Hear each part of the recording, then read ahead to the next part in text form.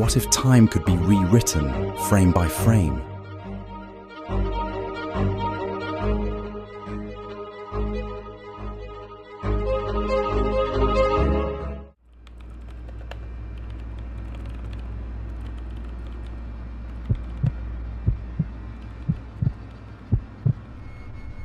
My name is Cadence. I work the closing shift at a small dive bar in the quieter part of my town. The place is right off the highway, but the parking lot also has a back entrance that's available to the general town. It's nothing fancy, just a dimly lit spot where the regulars know each other by name, and the jukebox has been playing the same rotation of classic rock for years. Most of our customers are locals, truckers passing through, and the occasional lost tourist looking for a stiff drink. I like it though. The routine is predictable, the tips are surprisingly decent, and I've learned how to handle the usual bar crowd. The talkers, the flirters, the quiet drinkers, and the ones who just want to be left alone. Weekends are obviously a lot more hectic, but the thing about working during the week is that I'm expected to work my night shifts alone. I don't even get a bar back to pop in now and again. Yeah, it's obviously easier work and slower during the week, but I miss the company of my coworkers. I tend to be pretty vigilant during my shifts because we do get the occasional bar fight considering the kinds of crowds we attract. That's why I clocked the guy immediately. It was sometime after 1 in the morning on a Tuesday when he walked in. If I had to guess, I'd say he was in his late 40s, but he was extremely clean cut and well groomed. Not the kind of look you'd expect from a guy his age in an area like this. He was wearing a black turtleneck underneath a black trench coat. Definitely well dressed, but casual about it. I'm not sure how to explain it, but he had this aura of sophistication about him that makes you think of money. Real money, not the loud look at me kind. He glanced around slowly before walking swiftly over to the bar and taking a seat. I also remember him having oddly good posture, but that's neither here nor there. When I walked over, he glanced at the bottles behind me and ordered something top shelf without hesitation. As I was pouring his drink, he asked me if I liked working here with a smile on his face. It was a normal enough question, so I answered him honestly. I told him yeah and smiled back. I then made a joke about being a bartender or something. I wish I could say I got a creepy vibe from him, but that's not the energy he was giving off. He genuinely seemed like a stand-up guy, kind of like the single dad at his kid's baseball game that gives the whole team a high five.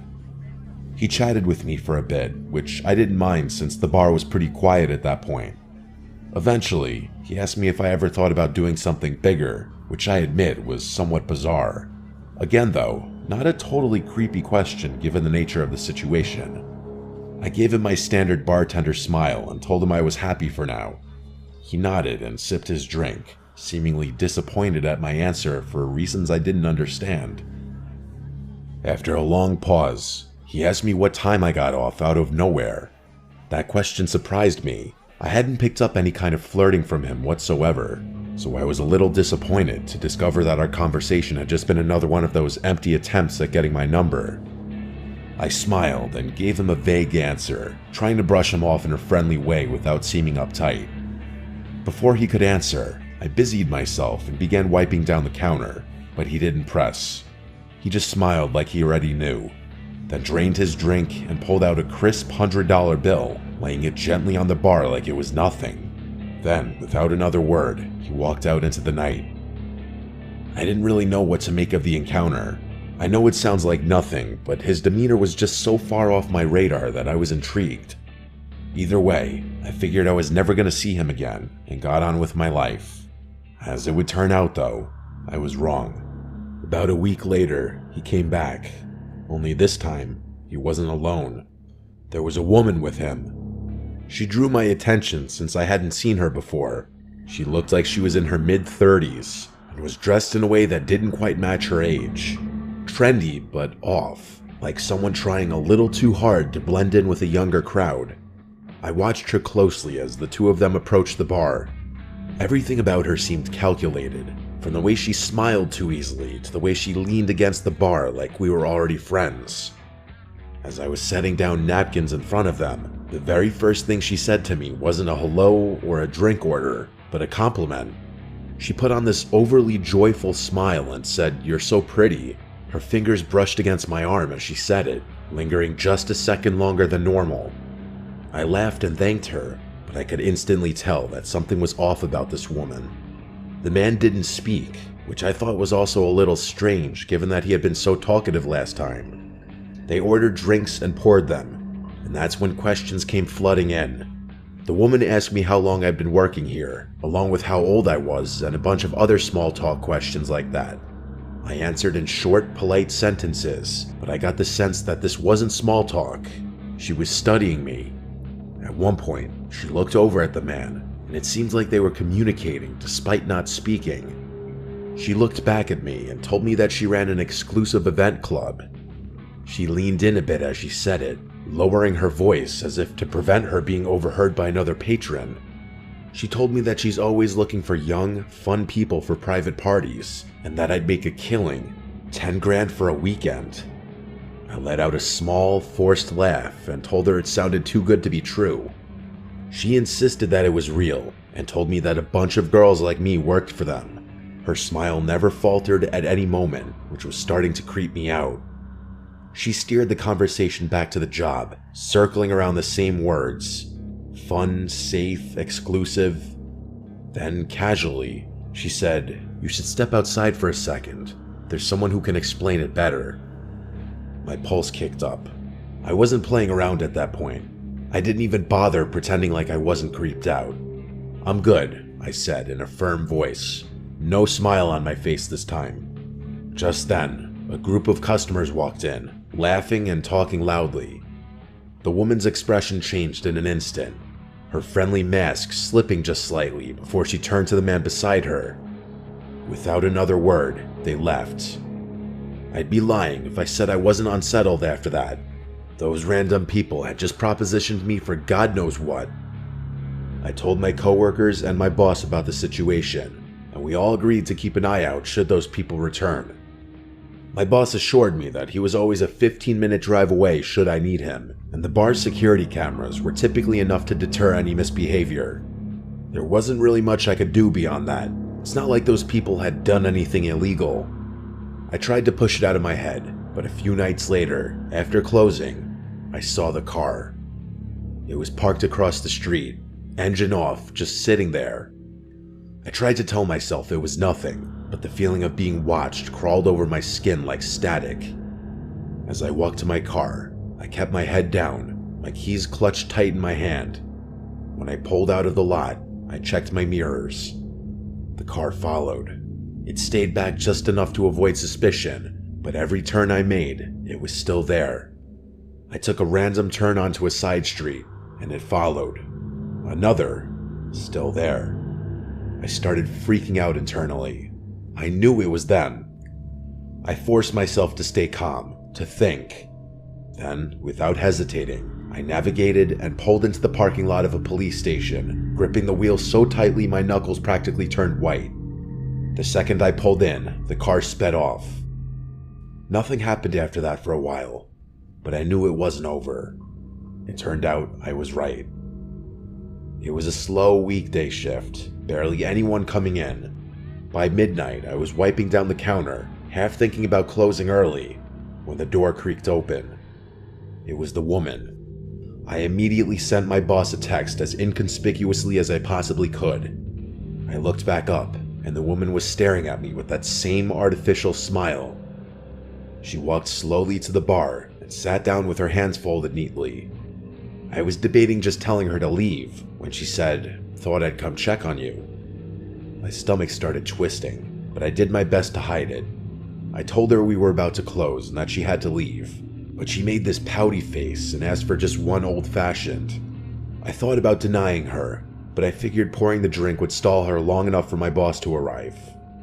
So I turned around and got started, trying to keep my cool. And then I heard it. The soft, unmistakable click of the front door shutting. I whipped around. The woman was gone. I felt this awful pit in my stomach as I stepped toward the entrance. Through the glass, I saw it. A black van idling just outside. Without thinking, I locked the door as quickly as I could. But then, metal rattling from the back door. Someone was trying to get in. I didn't think.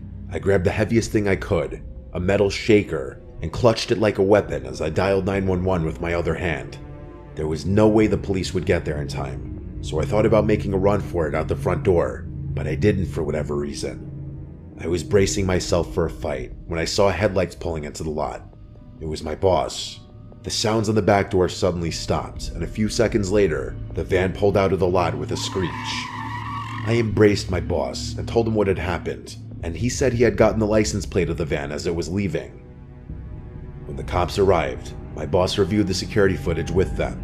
It was worse than I had imagined. Just before the woman left, the cameras had captured two masked figures crouching near the front door, waiting. There was another person in the back who was banging on the door with his fist, clearly trying to flush me out to the front. It was downright horrifying. To make matters worse, the plate number my boss had caught turned out to be unregistered. It's been quite a while since this incident, but no progress has been made. The only good news to come out of the whole thing is that my boss doesn't make me work alone anymore. Despite that, I'm still extremely uneasy anytime I'm scheduled for a night shift. I still question how they knew I'd be working alone. It doesn't make any sense. Even now, I often think about what would have happened had I given in to fear and run out the front door.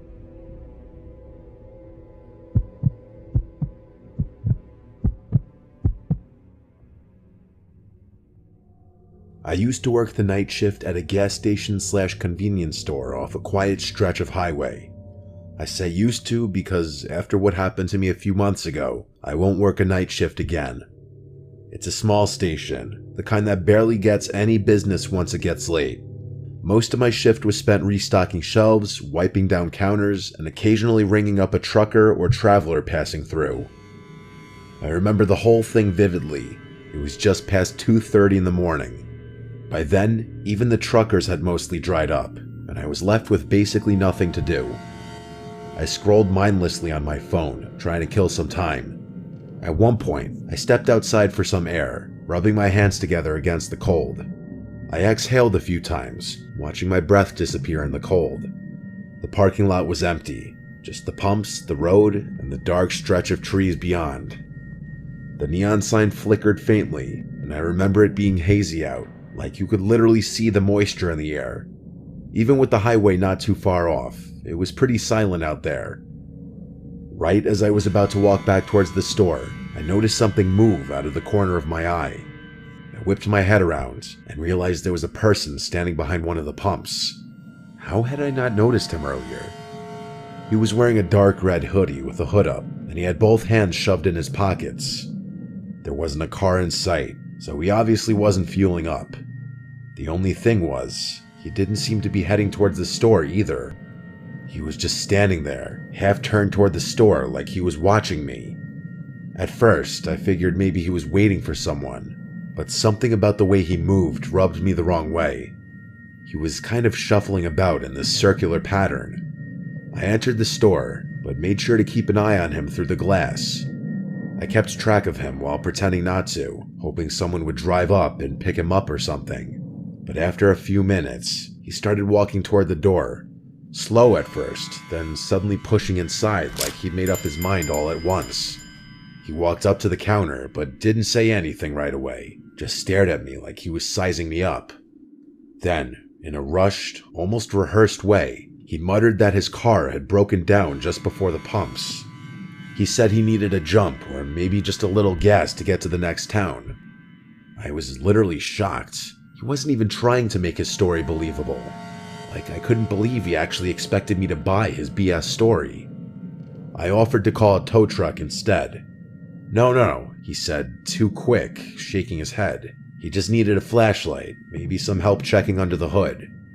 Something was definitely off, that much was true. The way he spoke, the way he watched my reaction, it felt like a test. To be fair though, people walking into gas stations at that hour are usually a little strange, and I started wondering whether he actually needed help and was just an odd person or on something. I asked him where his car was parked, and he told me it was just beyond the highway entrance. I was obviously skeptical, but then he pointed at the monitor behind me. I turned to look at the screen, and to my surprise, there actually was a car parked out there. I thought to myself, oh crap, maybe this guy really does need help. And that's when it hit me. I had literally just been outside, and I would have remembered a car parked out there. I glanced back at the monitor and saw the slightest movement near the car's back bumper. Someone was crouching just out of view. A cold wave of dread hit me. I forced a casual smile and agreed to help the guy, but not before telling him I needed to grab my phone from the back office. I turned slowly, not wanting to spook him, but the second I was out of his direct sight, I slammed my hand onto the emergency panic button under the counter. The alarm went off instantly, screeching through the store. I expected him to attack me, but what he did instead was even more unsettling. His nervous energy disappeared. No more fake urgency, no more shifting from foot to foot.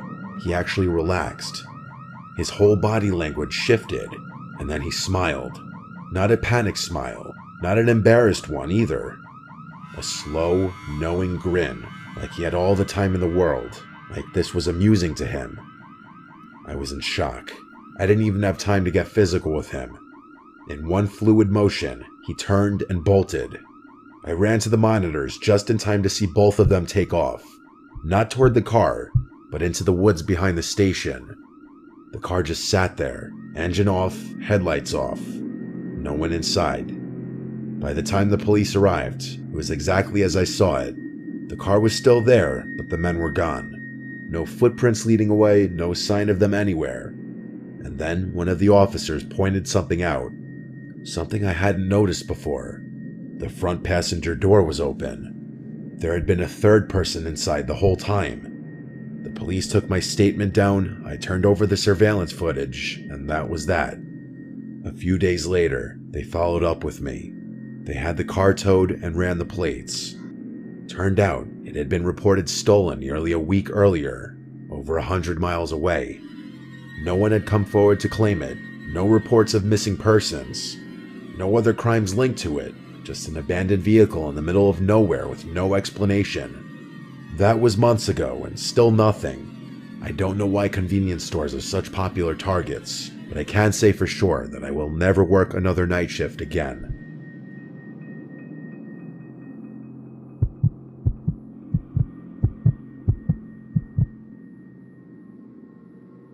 This happened a couple weeks ago. I work the night shift at Walmart. It's not the worst job in the world, but after a while, it starts to feel like you're just floating through time. The nights blend together. Same shelves, same routine, same dull hum of the overhead lights. Hopefully something better comes along. I usually hang out in and stock the electronics section, which is nice because it's quieter than the other areas. People don't exactly come rushing in at 2 a.m. to buy phone chargers and Bluetooth speakers. Most of the customers are either night owls killing time or truckers grabbing last-minute supplies before heading back on the road. That's why I noticed him. At first, I didn't think much of it. Just another guy wandering the aisles, probably waiting for someone. But after a few minutes, I realized he wasn't shopping. He wasn't even pretending to. He just kept appearing. Every time I glanced up, he was lingering nearby, hovering in the next aisle over or standing a little too still by the clearance section. He wasn't looking at anything. He was just standing there, watching me. I told myself I was overthinking it. The store is big and maybe he was just taking his time. But the way he moved, always just close enough for me to notice, never actually picking anything up, it set something deep in my gut on edge. I was waiting for him to just get on with it and ask for my number, but he never approached me. It was like he wanted me to see him, which didn't make any sense to me. I went to radio someone about it, but realized that the batteries in my radio must have been dead because it wasn't working.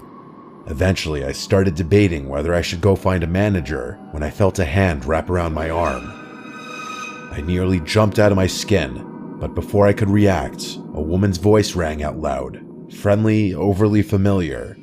She exclaimed, "There you are," before going on a little spiel about how she had been looking all over for me. I turned, completely thrown off, and saw a woman I had never seen before in my life. She was smiling, her grip firm on my arm, like we were old friends reuniting. Before I could say anything, she leaned in and whispered, her tone dropping to something low and urgent. "That guy's been recording you. Follow me." My stomach dropped. I turned my head slightly, just enough to glance back.